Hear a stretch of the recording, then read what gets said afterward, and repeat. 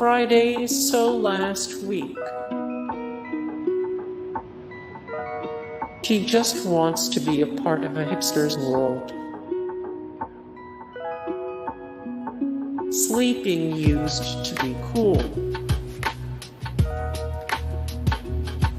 Totally.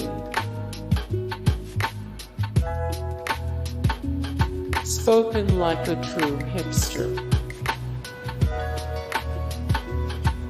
Oh, snap.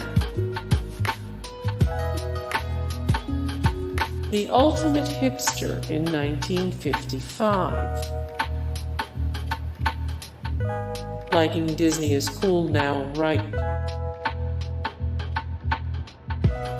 Wonder what his Starbucks name is. The Consummate Hipster. That'll do it. Describe my good, you must be kidding. Urkel was just before his time. Ahead in the hipster game. Hey guys, thank you so much for the support and likes and comments down below, and also thank you so much for watching, and I look forward to see you in the next video. Then take care, bye.